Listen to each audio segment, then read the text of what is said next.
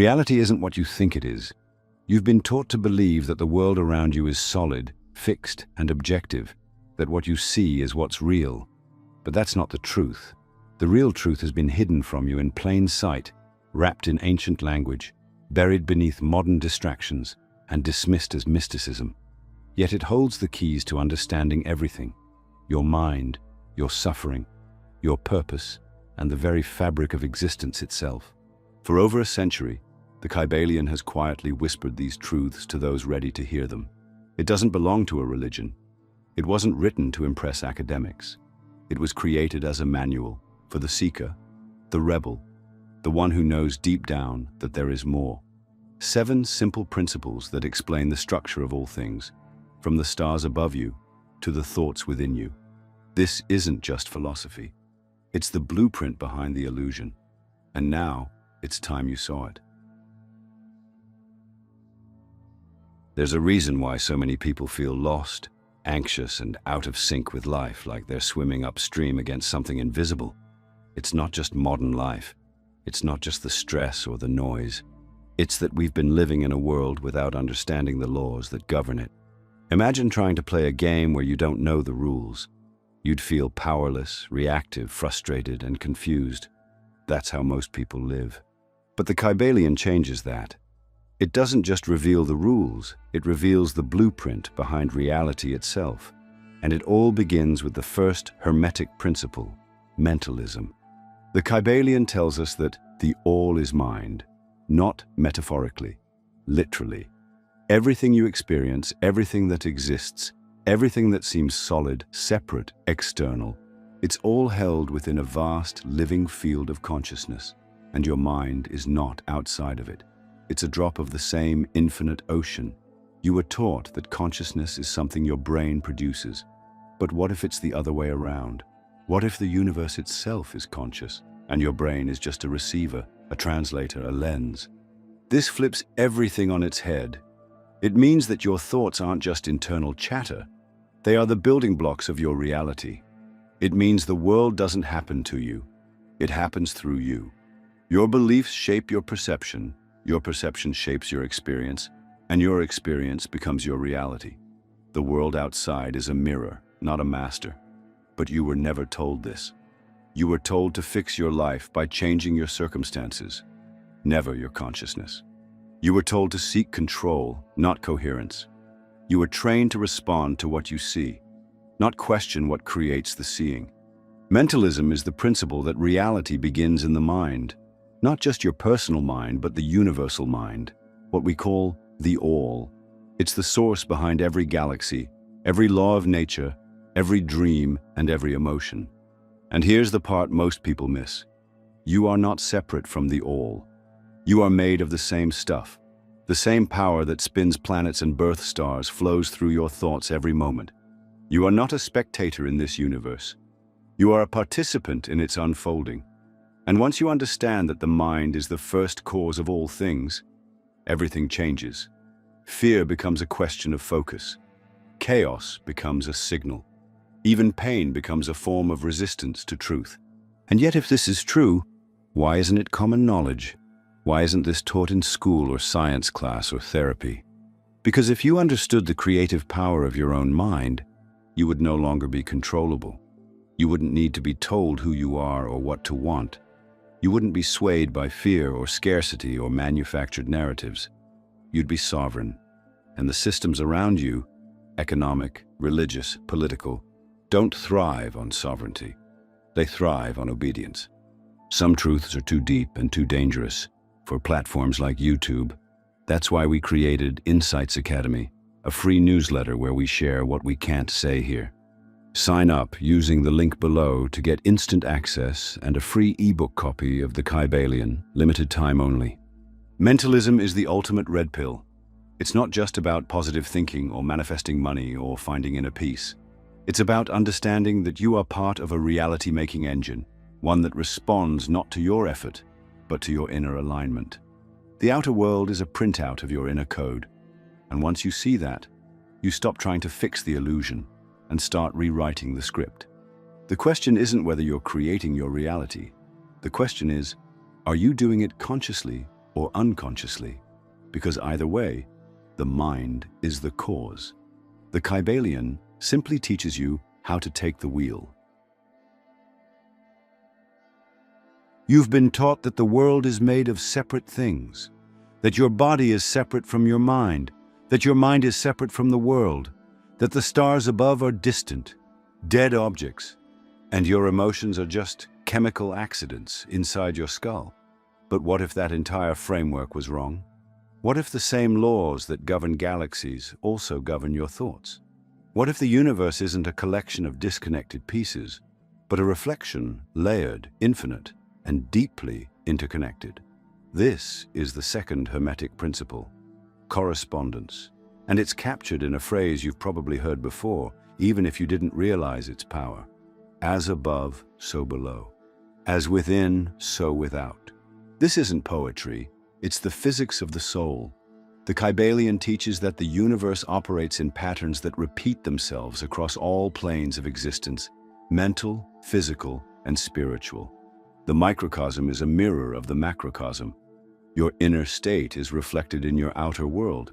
The hidden becomes visible through repetition across scale. Everything you experience in your day-to-day life is an echo of something deeper. And once you understand this, you start to see life differently. You stop asking, "Why is this happening to me?" and start asking, "What is this showing me about myself?" Look at your relationships, your work, your emotions, your body. They are not random. They are signals, feedback loops, projections of patterns. If your outer world is chaotic, it's because there's a corresponding chaos within that has gone unacknowledged. If your life feels stuck, it may be because your inner vision hasn't changed in years. You're not cursed, you're not unlucky, you're just out of alignment.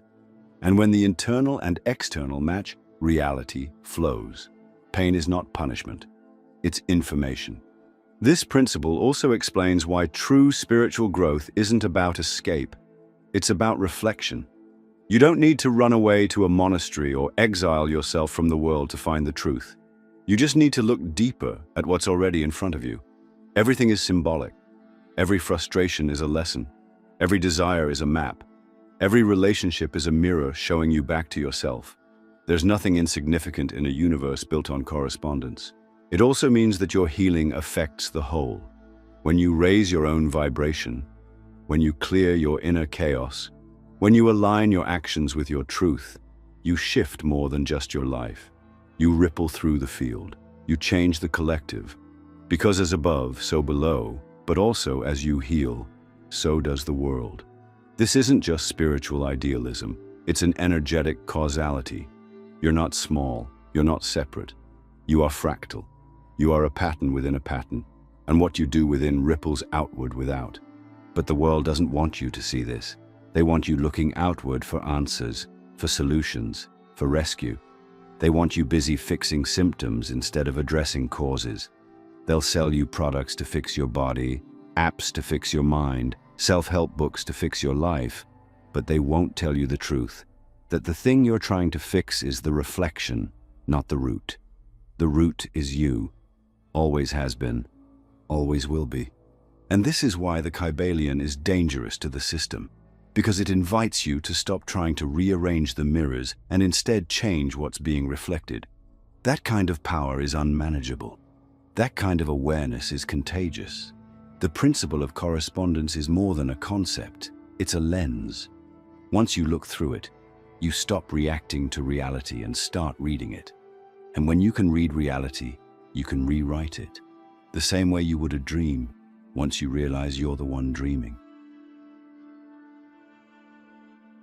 Nothing rests. Everything moves. Everything vibrates. That's not just Hermetic philosophy, it's quantum science. At the subatomic level, everything you think is solid is actually in constant motion. Your body, your thoughts, your emotions, your so-called physical reality, it's all energy, oscillating at different rates. This is the third Hermetic principle, vibration. And once you understand it, you start to see why nothing in your life changes until your energy does. You've been told that success is about action, that healing is about discipline, that happiness is about achieving external things. But the truth is, your life doesn't respond to what you do. It responds to what you are, to the frequency you're emitting moment to moment.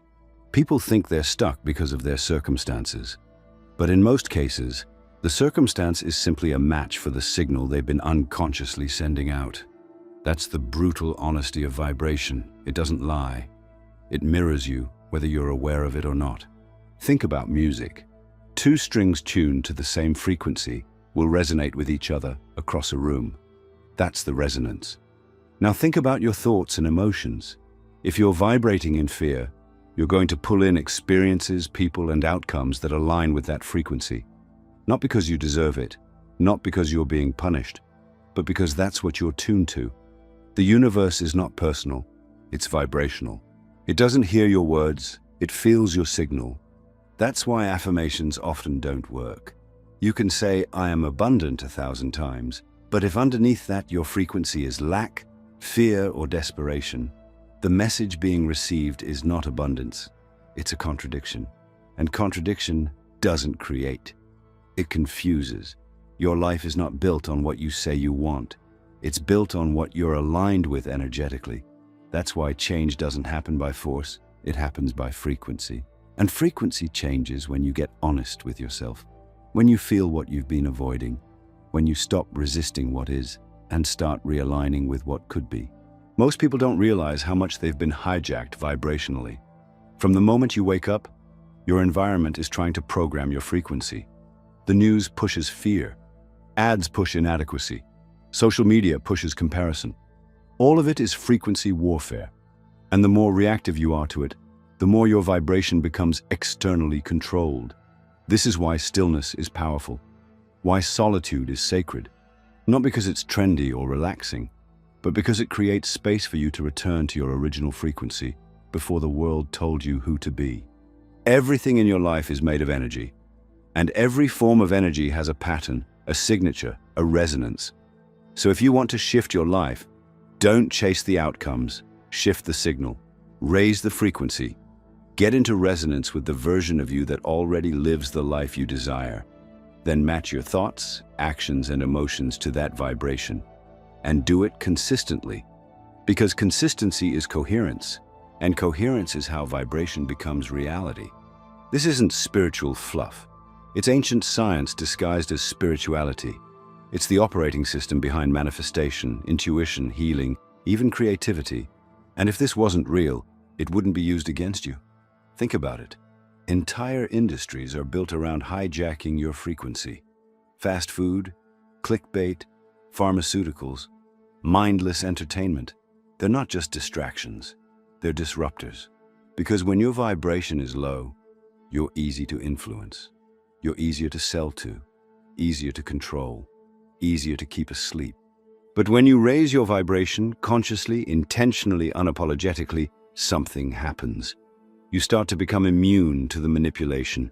Not because the world changes, but because your frequency no longer matches the lies. You stop reacting to everything around you and start creating from within. You become magnetic, not to things, but to the truth, to alignment, to authenticity. And from there, everything else begins to fall into place. So ask yourself, what frequency am I living at? Not what I wish it was, not what I pretend it is, but what it actually is. Because your life is telling you, your energy doesn't lie, and neither does the universe. Everything you've been taught about opposites has conditioned you to choose sides, good or bad, light or dark, right or wrong. The world trains you to split reality in two and pick a team.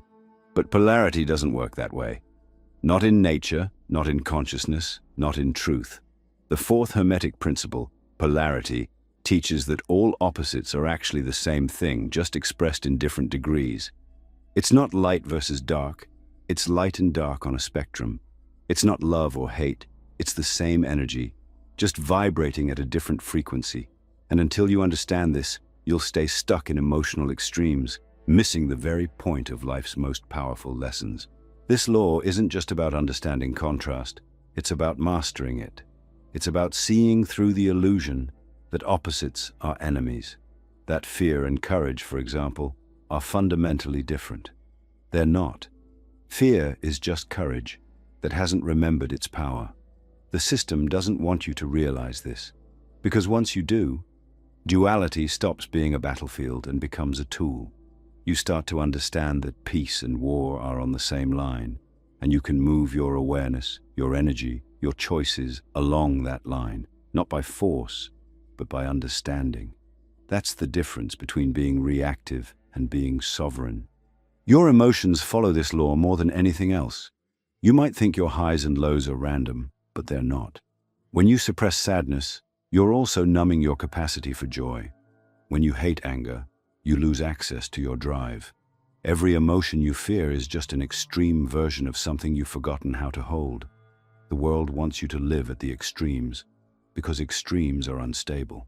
When you're swinging between polarities, you're predictable, easy to manipulate, easy to sell to, easy to polarize. Sound familiar? Look at the world around you. Politics, media, culture, everything is divided into two, left or right, us or them, this or that. It's not a bug, it's a feature.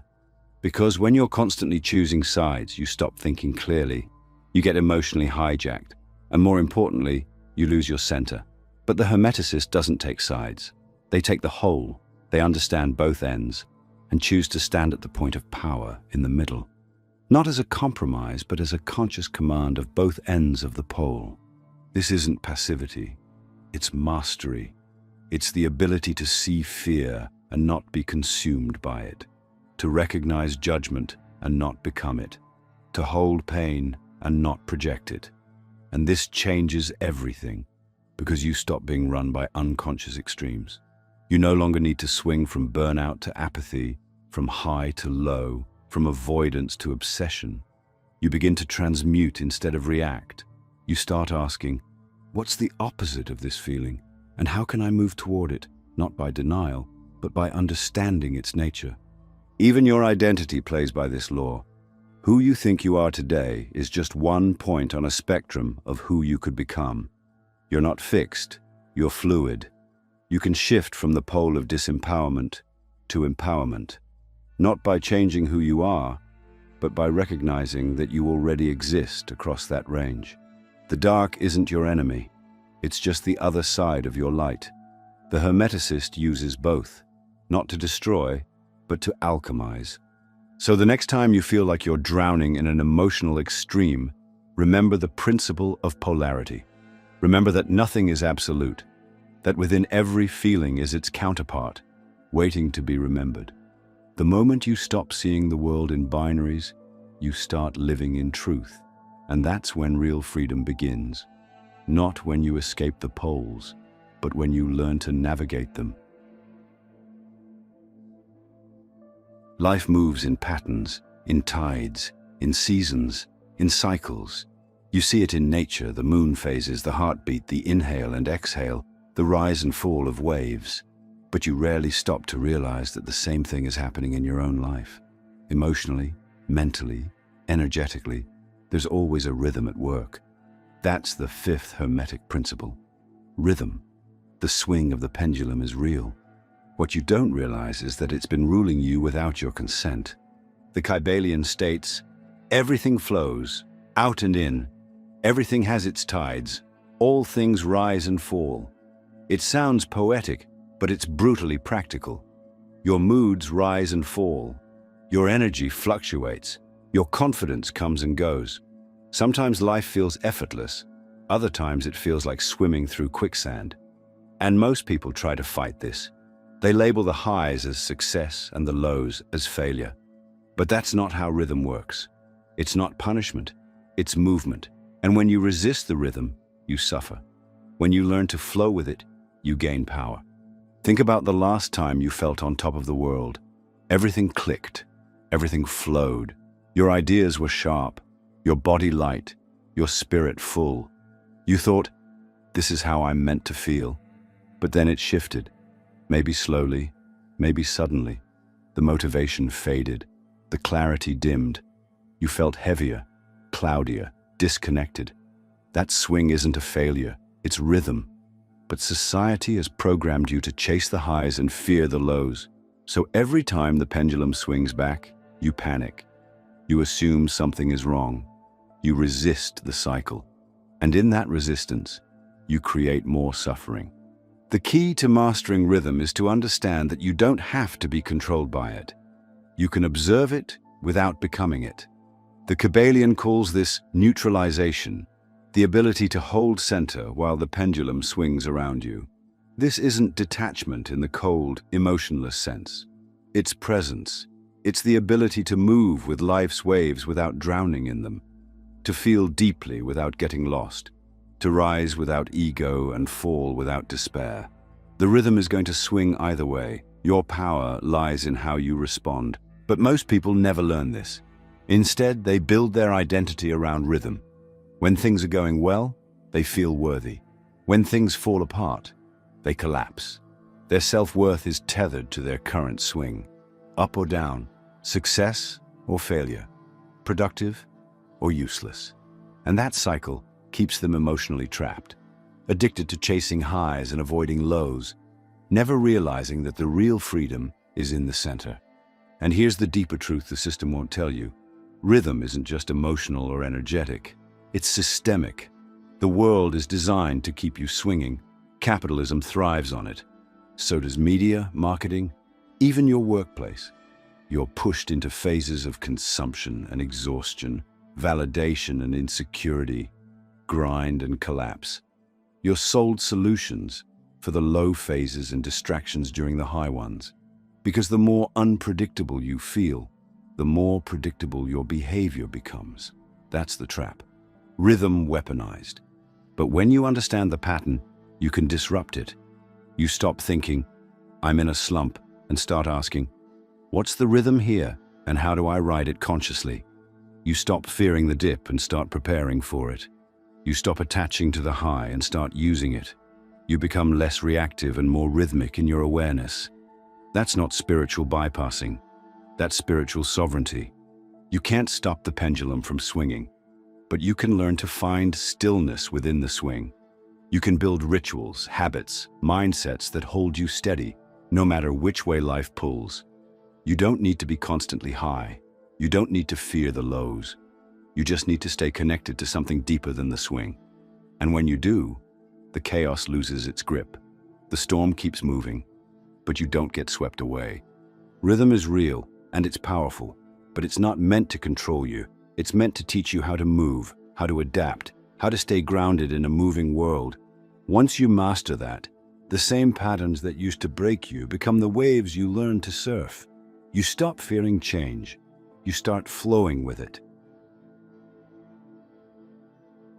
Most people live like leaves in the wind, pushed and pulled by events, circumstances, and the opinions of others. They react to life instead of creating it. They believe things happen to them, not through them. But this mindset isn't just disempowering, it's an illusion. The sixth Hermetic principle, cause and effect, reveals a deeper truth. Nothing happens by chance. Every result has a cause. Every cause sets off an effect. And you, whether you realize it or not, are either operating as the cause, or you're being moved around as the effect. This principle is the death of victimhood. It shatters the belief that life is random, that success is luck, that happiness is a matter of timing.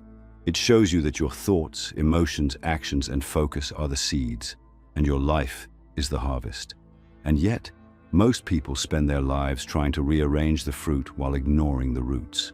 They try to change their reality without changing what causes it. They look for hacks, quick fixes, shortcuts, but they don't go deep enough to ask, what kind of signal am I sending into the field? When you live unconsciously, you fall into a loop of reactivity. Something happens, you react. Someone disrespects you, you get angry. A door closes, you spiral. But reaction is not power. Reaction is predictable. It makes you programmable. And the system loves that. It wants you chasing effects instead of mastering causes.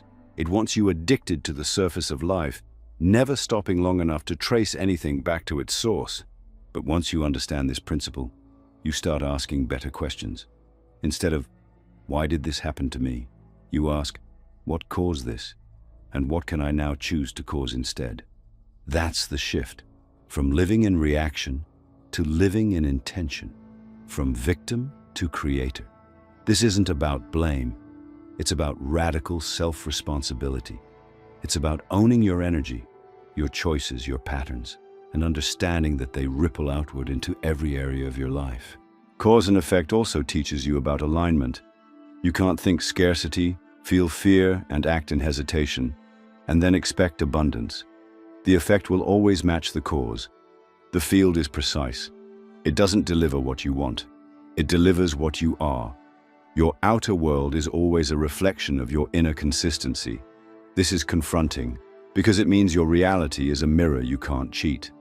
But it's also freeing, because it means you're never truly stuck. Change the cause, and the effect must follow. It has no choice. And here's where it gets deeper. Your causes are often unconscious, formed in childhood, embedded in your nervous system, shaped by stories you didn't choose but learned to live inside. This is why healing matters. This is why inner work is real work. Because until you rewire the beliefs and emotions driving your actions, you'll keep repeating the same effects, no matter how many new goals you set. It's not enough to change your mind. You have to change the frequency behind it. This principle is also a warning, because if you're not creating consciously, something else is creating through you. The media you consume, the people you surround yourself with, the unexamined narratives running on loop, they're all causes. And if you're not the one choosing them, you're the one being shaped by them. You either live by default or by design. There is no neutral. Cause and effect isn't just a spiritual idea. It's the architecture of reality. It explains why intention matters, why awareness matters, why integrity matters. Because your choices don't disappear after you make them. They echo. They build momentum. They call forth outcomes. So if you want to change your life, you don't start with the symptoms. You start at the source. You stop reacting, and you start deciding, on purpose, in alignment, without apology.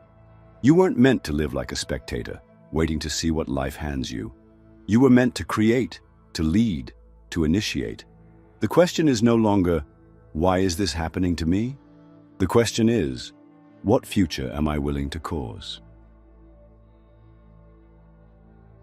When people hear the word gender, they immediately think of biology, male and female, physical sex, social identity. But the Kybalion isn't talking about biology, it's talking about energy. The seventh Hermetic principle, gender, reveals a universal law that exists beyond the physical. Everything contains both masculine and feminine principles. These are not roles, they are not stereotypes, they are forces of creation. And until you learn to balance them within yourself, your life will always feel divided, incomplete, or out of sync. Masculine energy is direction, logic, will, structure. It penetrates, focuses, moves outward. Feminine energy is intuition, receptivity, creativity, nurturing. It expands, feels, draws inward. Both are essential. Both exist in every human, every idea, every process of manifestation. The problem is, we've been raised in a culture that glorifies one and suppresses the other. Masculine energy is praised, take action, set goals, get it done. Feminine energy is dismissed, don't be emotional, don't be too sensitive, don't sit still.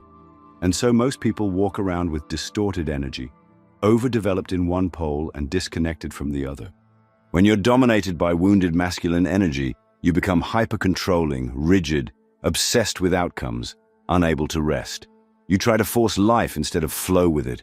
You burn out and call it productivity. When you're trapped in wounded feminine energy, you may become passive, unclear, lacking boundaries, waiting for rescue instead of creating change. Neither state is whole, and both lead to imbalance, emotionally, spiritually, even physically.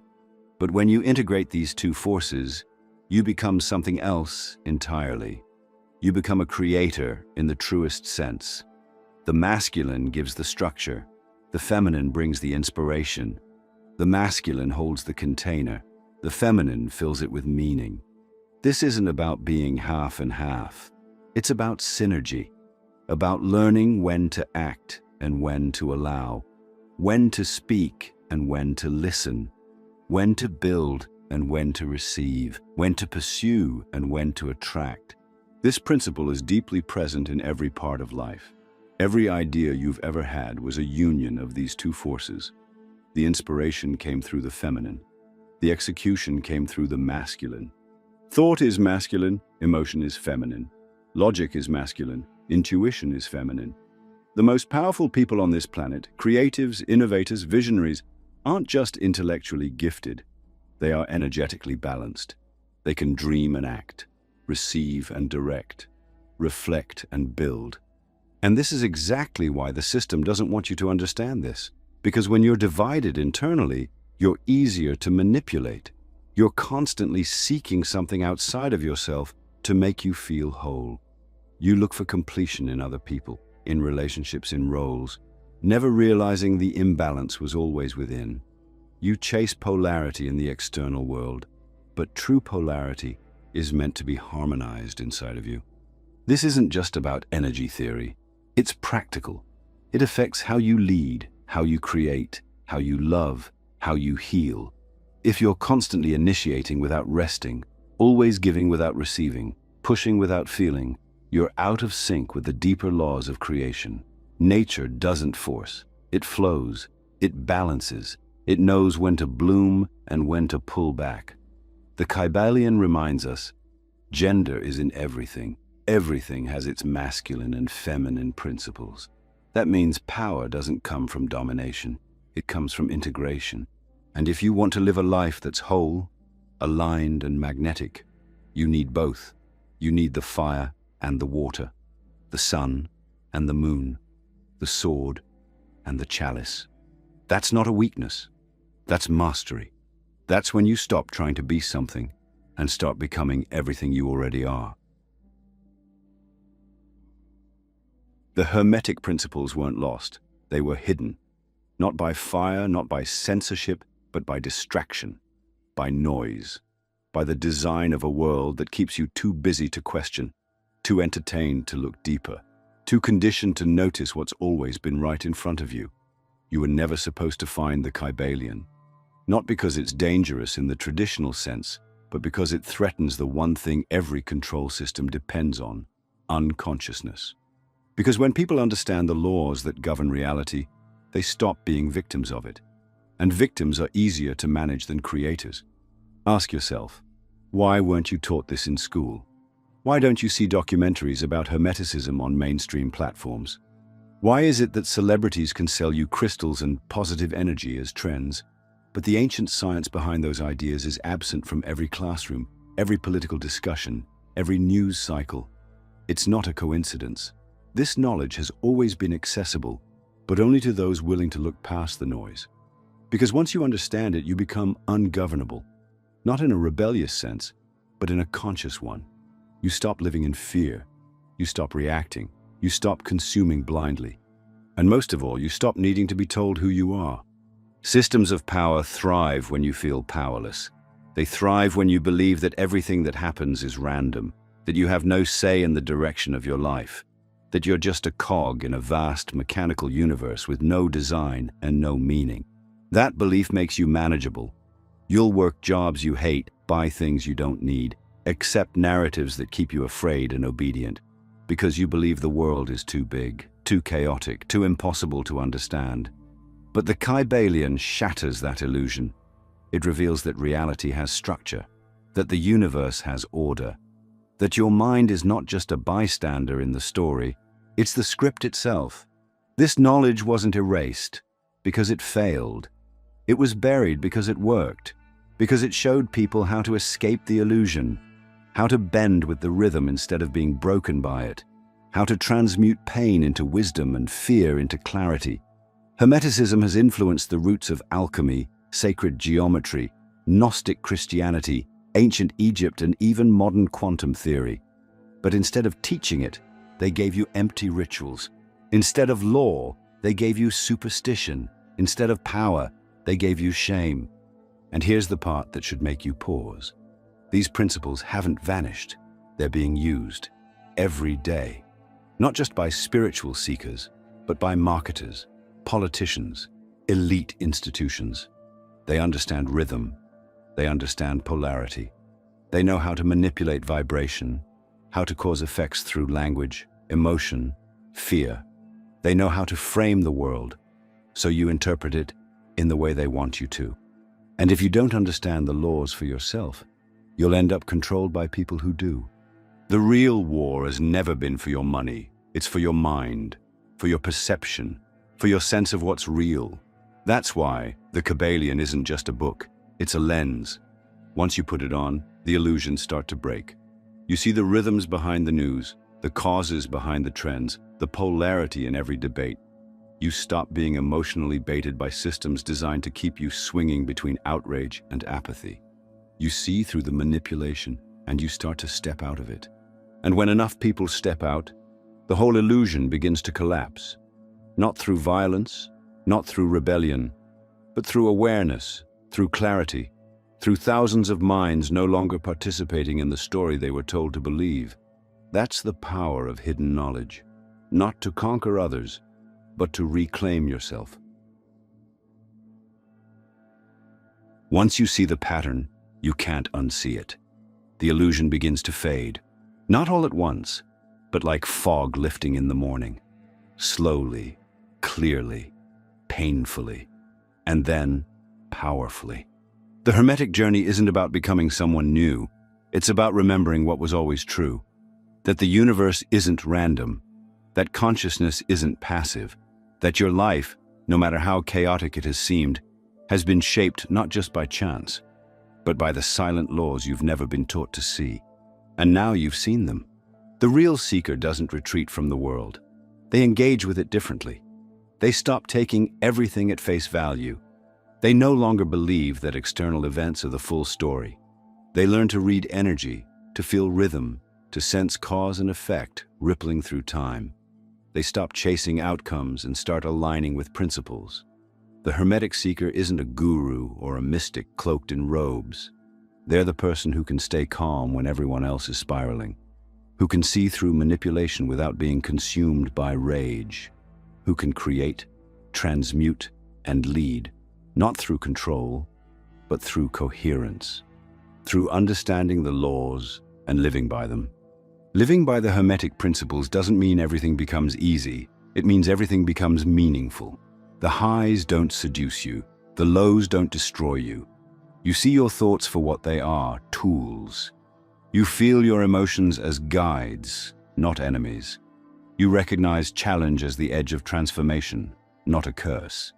You become sovereign not because you dominate life, but because you no longer need it to perform a certain way in order to feel whole. But here's where it becomes even more real. Knowledge without embodiment is just trivia. Insight without action is spiritual ego.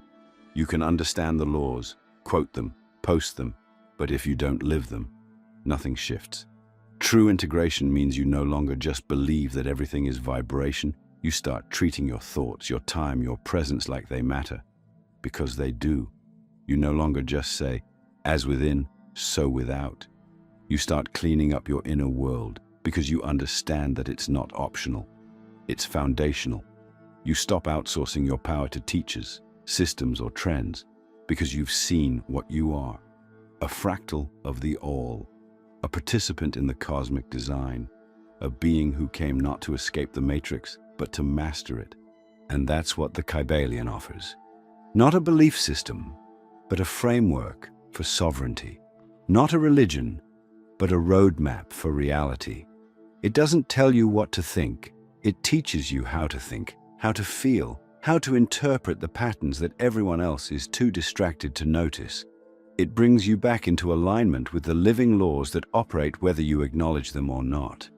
The question is no longer whether they're real. The question is whether you'll choose to live in harmony with them or continue to resist the rhythm of truth.